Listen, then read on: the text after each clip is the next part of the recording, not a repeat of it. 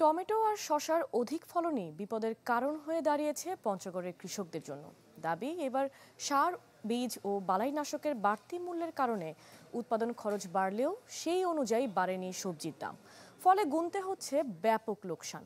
রোগবালাই দমন ও বিষমুক্ত সবজি উৎপাদনে প্রশিক্ষণ দেওয়ার কথা জানালেও কৃষকের ন্যায্য মূল্য প্রাপ্তির বিষয়ে সদুত্তর নেই কৃষি সম্প্রসারণ অধিদপ্তরের।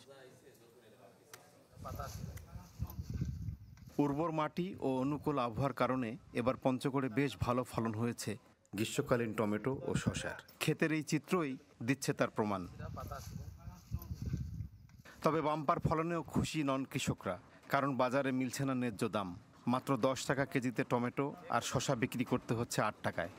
টমেটোটা যে কষ্ট করে পরিশ্রম করে লাগাইছি, যে খরচ করছি, এই খরচ অনুযায়ী কমপক্ষে আমাদের এই টমেটোটা 20 টাকা কেজি বিক্রি করা লাগে।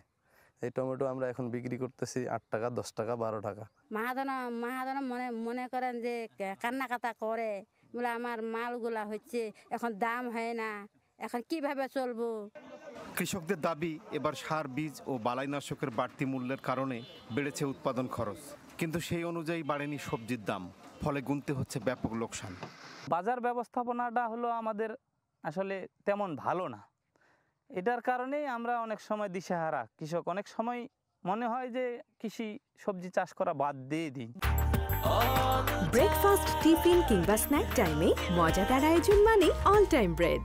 বেচা কেনার কোনো দাম পায় না, এইটা না উমারও মন খারাপ, আমাদেরও মন খারাপ।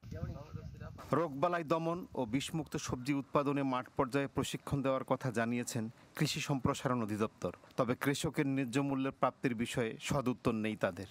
একটা টমেটো এবং একটা শসা প্রদর্শনী সেট আপ করেছিলাম, এবং ওইটা আমার টোটালি ছিল জৈব পদ্ধতিতে, মানে নিরাপদ এক কথায়, যেখানে আমরা রাসায়নিক সারের কম ব্যবহার করে যেন বিষমুক্ত সবজি পাইতে পারি, ওই হিসাবেই এটা সেট আপ করেছিলাম। বাম্পার ফলন এবং মোটামুটি কৃষকরা হারভেস্ট শুরু করে দিয়েছেন।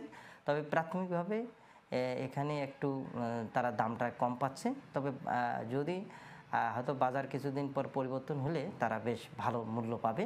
জৈব সারের ব্যবহার বেশি করা হচ্ছে, এছাড়াও জৈব বালাইনাশকের ব্যবহার সহ ফেরোমন ট্র্যাপ এবং হলুদ ইয়েলো ট্র্যাপের যে ব্যবহারের জন্য আমরা কৃষককে পরামর্শ দিয়ে যাচ্ছি।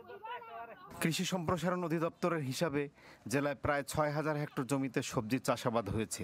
এর মধ্যে 1000 হেক্টর জমিতে আবাদ হয়েছে উচ্চ ফলনশীল টমেটো ও শসার। হোসেন রায়হান, চ্যানেল 24, পঞ্চগড়।